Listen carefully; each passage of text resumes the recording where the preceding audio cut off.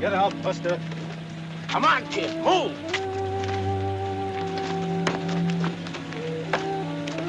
Who are you? What do you want? All right, take it easy. Nobody will get hurt. You just want Sonny boy. Get this money you want here, all I have. Shut up! Where are you taking me? Please don't hurt him. Call it. Don't want it, they'll shoot. Now you're talking sense, Junior. Please, let him go. Oh, sure we will. Later. Mother, Dad, do exactly as they say. And listen good. You go home, Rosen. Stay close to your telephone. You'll hear from us. And when you get the word, you do just what you're told. Or you're seeing your kid for the last time. I'll do whatever you say. All right, get in the car.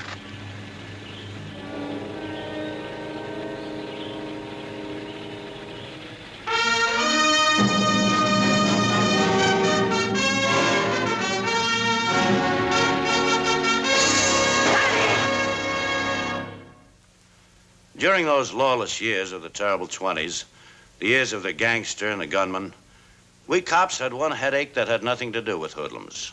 We had a problem with the nice people. People in high society who thought it was smart to be seen in public with characters the police knew to be notorious criminals. Important people who seemed to get a kick out of hobnobbing with the underworld. People like this boy, Sonny Rosen. The son of multimillionaire parents. His parents were solid citizens. But Sonny was a playboy, a character right out of F. Scott Fitzgerald. I got to know Sonny and his parents real well, in the line of duty, of course. My name's Barney Ruditsky, 20 years on the gangster squad, police department, city of New York.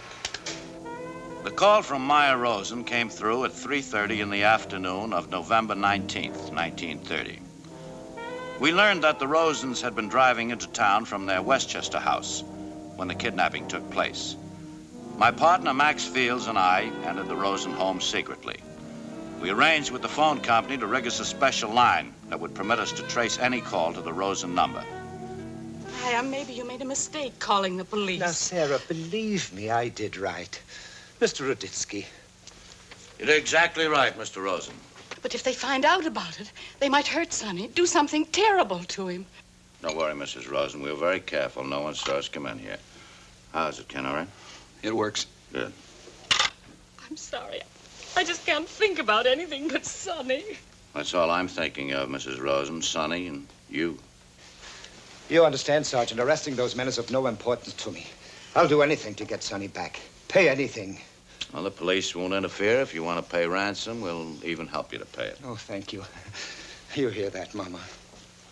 But to help you, Mr. Rosen, we have to know exactly what's going on. Not only for Sonny's protection, but for yours. Yes. Now, try to think clearly, please. You say there were 3 of them, and they had these stocking masks on their faces. Yes. And when they came to the car to take Sonny, did they call each other by name? No, I don't think so. I'm sure they didn't.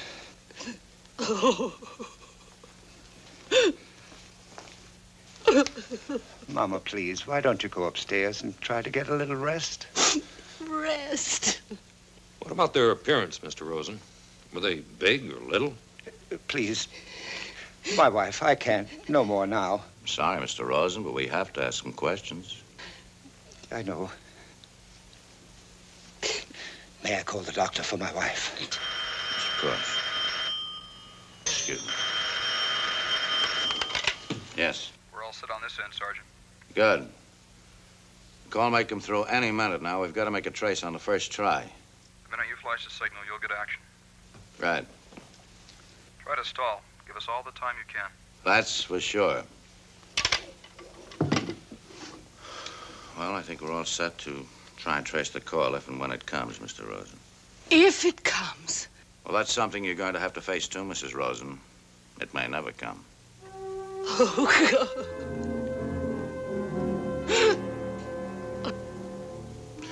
When the phone rings, you'll answer it. If it's the kidnappers, stall them. Do anything you can to keep them on the line. Give us all the time possible to try and trace the call, you understand? Oh, and one other thing. Insist on talking to Sonny. Try and make them put him on the phone. Do you understand? Suppose I can't find words, won't know what to say. Well, they'll expect you to be upset. If you aren't, they'd be suspicious.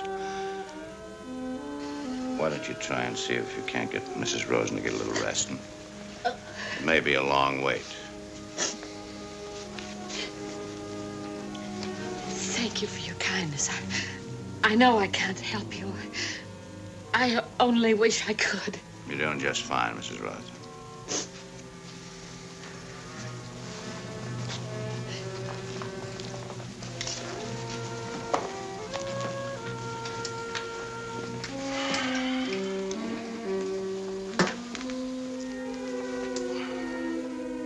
It was a long wait.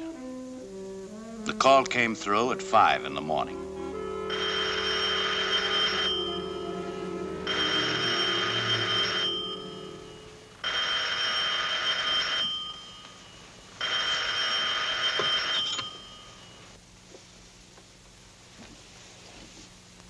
Hello.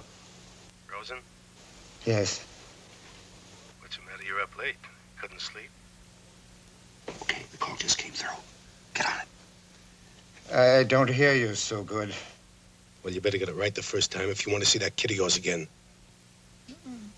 I'm a little nervous. You'll excuse it, please. You got nothing to be scared of if you play it smart. I understand. Now, you get yourself $100,000 in small old bills. Nothing bigger than a 20, understand? Yes. Yes.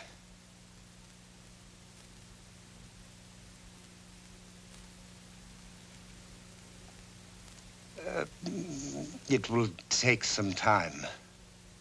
Are you trying to stall me, Rosen? No. No. What do I do with the money? Keep it right with you. We'll call you again, maybe. Wait, I want to speak to my son. You out of your mind? Before I pay the money, I want to know that my son is alive and well. Where? Oh, you're not the kind of a sucker to take a chance on your kid's life. Are you the kind of a what you said, sucker who would take a chance on losing so much money? I can't promise nothing. I'll see what I can do. Phone booth. Lobby of the Hotel Henry, 54th, just off Broadway. Hotel lobby. Means nothing. Could be anybody walking in and out to that phone booth. Yeah? What are you going to do? We wasted this much time. We're right back where we started. No, we haven't wasted any time, Mr. Rosen. We're doing the best we can. At least we got a phone call. We can't send a... I can't. No more. Come on, Mr. Rosen. You're doing great.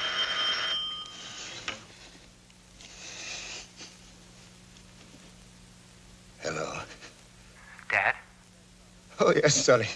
Thank God. Are you all right? Second call. Get on it. Hurry. Please, Dad. Do what they want and don't tell anybody. Do you understand? Nobody. Or they'll kill me. Yes. Yes, I will, Sonny. Don't worry. I'll do everything just as they say. Goodbye, Dad. Did you get anything? Yeah. Okay. No dice. That call was too short to trace it. The only thing they know, it didn't come from the same phone in the lobby of the Henry. Well, if it wasn't the same phone, it was one awful close to it. In a kidnapping case, a cop has the life of the victim in his hands. We couldn't go barging into the Hotel Henry asking questions about the phone call we traced to the booth in the lobby, even if it was our only lead.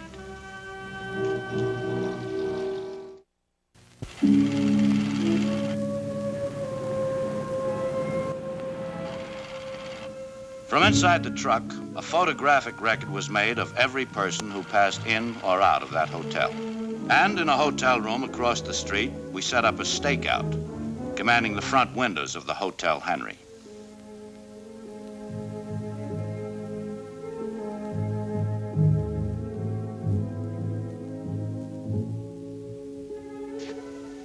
Anything? No, everything seems to be all right to me. Except those people on the third floor across the way must be sun dodgers. Nice day like this, they don't even raise the shades.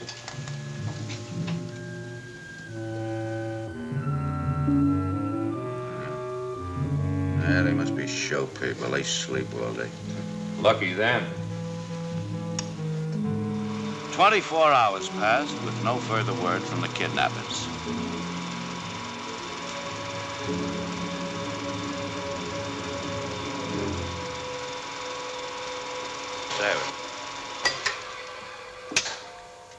You make that guy? Yeah, it was Bo Scalzi, a muscle for Fats Brady. He's all right. What's he doing around the Hotel Henry? Slumming? Yeah, I don't think Fats or any of his boys would be caught dead in a flea bag like that. I'm gonna put a tail on that baby right away. A cop is just as smart as his information. And he gets most of it from characters like Louis the Gimp. Hello, Mr. Ruditsky. Hello, Mr. Fields. Hi, Gimp. How you feeling? Oh, not too good, Mr. Ruditsky. Like usual, Oh, yeah, aches and pains all over. You know, and it looks like a guy can never get to feeling good. Sure, we know. What makes you think I'd be interested in anything about Sonny Rosen? Well, a guy hears things along the street, you know. Like what? Well, like a snatch, maybe, and then he puts two and two together and... Comes up with 17, huh? You know better than me what you're interested in, Mr. Fields? Go on, Gimp. Well, like I said, things has been kind of rough on me lately, and a fin, maybe? Fin for what? Well, I hear that young Rosen's got Fats Brady on the cuff for 50 grand, see? And last week, Fats wants to get paid off. Otherwise, the Playboy gets the full treatment for Welch's. The kid just was hard luck on the GGs and a couple of hot crap games. He gave Fats Brady his markers? Yeah, that's the way I hear it. You buy it, Max? No, I don't know. Well, you know I don't deal in any phony information, Mr. Fields. Well, from the Gimp, I guess I buy it. Is it worth a fin? Oh, come on, Gimp. What do you think, on an expense account or something?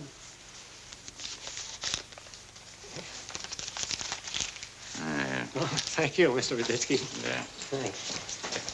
Oh, Gimp, you better leave first, huh?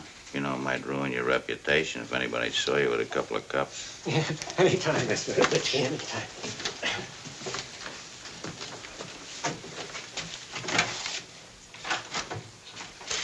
Well, what do you know? I'm thinking of that film we shot. Bo Scalzi going into the Hotel Henry. Phone call from the booth in the lobby, how quick they were able to put Sonny Rosen on and make another call. All ties in, doesn't it? Yeah. I think it kind of stinks, too.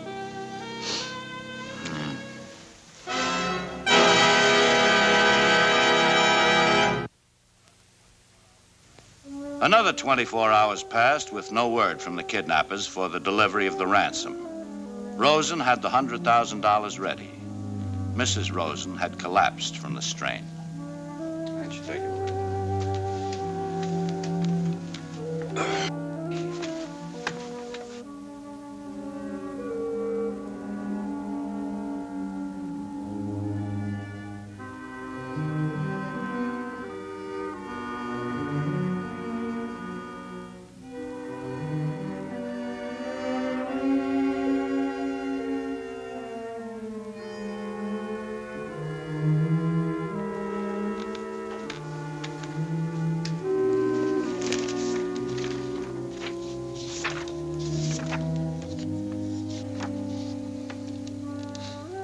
Kidnapping, eh? Champagne and a floor show? You're right, Max. It stinks. We didn't disclose to Mr. Rosen our knowledge of his son's gambling debts to Fats Brady. That would have broken him up completely. No call yet? No. Nothing. How's Mrs. Rosen?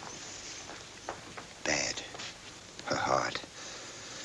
She can't stand much more. The doctor's with her now. Do you think it might help, Mr. Rosen, if I were to talk to her? Oh, please do. Anything to help her. Right.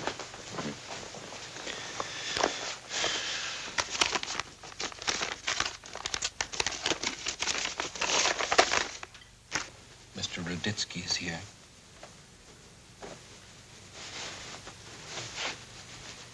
Oh, Mrs. Rosen. Remember me? Yes. You're the police officer. That's right. How you feeling, huh? You have news. Something about Sonny. Tell me. Well, no, not news exactly, but we are making progress. Oh. Progress. That's what the police always say when they want to fool people, isn't it? No. Sometimes we say it to try and fool the criminal. Don't deceive me. I've been lying here trying to force myself to face the truth. But I'll never see Sonny again, even if we do pay the money. Well, that isn't true, Mrs. Rosen. You mustn't think that. I've been remembering all the cases of kidnapping I've read about in the newspapers. How many do you remember when the victim was returned unharmed? Mrs. Rosen, I can honestly say, believe me, I think Sonny's going to be returned very much alive and well. I'd be willing to guarantee it. Thank you for trying to give me hope. But I've resigned myself to the terrible truth that I'll never see my son again. Alive. Or dead.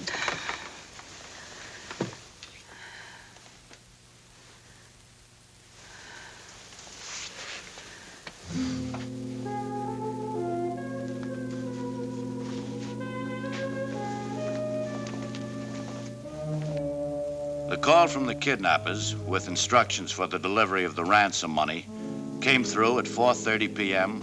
Oh, please, Mr. Ruditsky, don't interfere. Let me pay them the money and get this over with. No, I don't want you to pay them. I want you to do just exactly as they told you. But you're tampering with the money. They told me I wasn't even to keep a record of the numbers on the bills. If they find out... If they keep their word, we'll have your boy back before they can possibly find out. If they don't, this is our only chance of catching up with them. Just a kind of a phosphorescent powder, Mr. Rosen. It's completely invisible except under ultraviolet light, but whoever handles this money's going to get some on his fingers and it doesn't wash off. Please trust us, Mr. Rosen, for your own protection. Do you think they might not keep their word? They're criminals, Mr. Rosen. Every one of them. The kidnappers instructed Rosen to wrap the money in the smallest possible package and to leave it in an areaway behind these buildings, not later than 11:20 p.m. I had a floating tail on Rosen, and Max Fields and I had the entire scene under surveillance.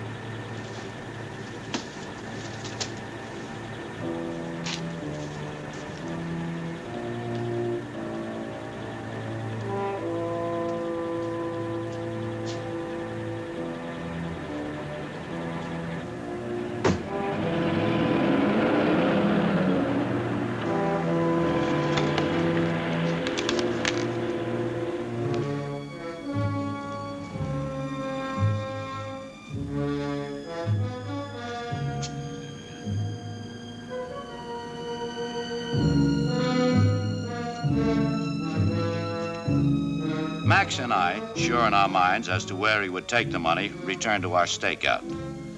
The minute Scalzi walked into the hotel with the loot, I sewed the place up tight. But we didn't move in.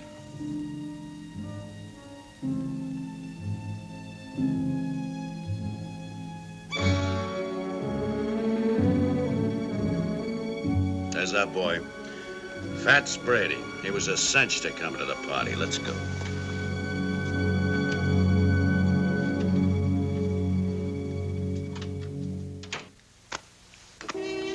Here's what I owe you. 50,000. And here's your share. 10,000. I ought to get a bigger cut. We took all the risk. What risk? Honey, we're rich again. Listen, you chiseling little... I guess you didn't hear the knock. How do you use the passkey? Away from the table, over here. All of you. Move! If you're the police, thank God you found me. Why, we've known where you were for some time, Sonny. I don't know what this is about. I got a call from the chump a little while ago to come by here and pick up some dough he owes me. I know, 50 G's. He's a liar.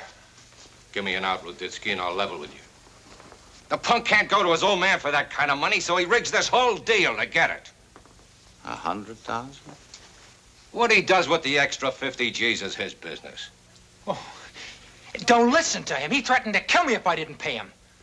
You didn't seem very scared, and we busted in here. You all looked like one big happy family. Conspiracy to commit kidnapping. Extortion from your own father. Kid, you're dead. That's Brady's word against mine. And he's a hoodlum and a crook. I'll testify against him. And against those two gorillas of his. Not me, you won't, you little rat. I don't take a fall to save your dirty neck.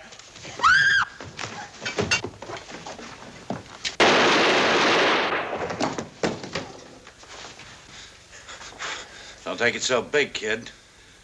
Looks like he missed you.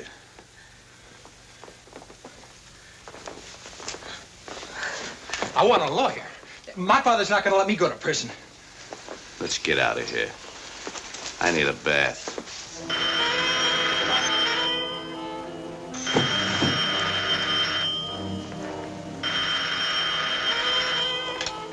Hello, Ruditsky.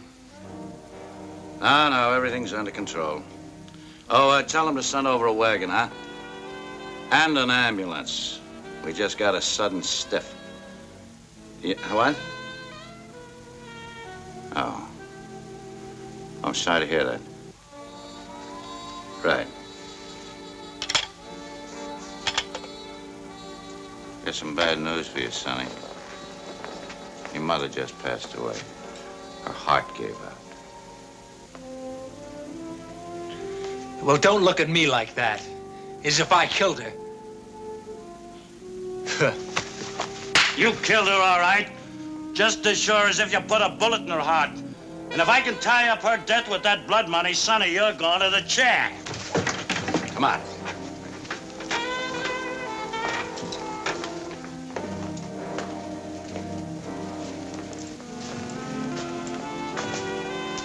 O'Neill. Don't let him get away.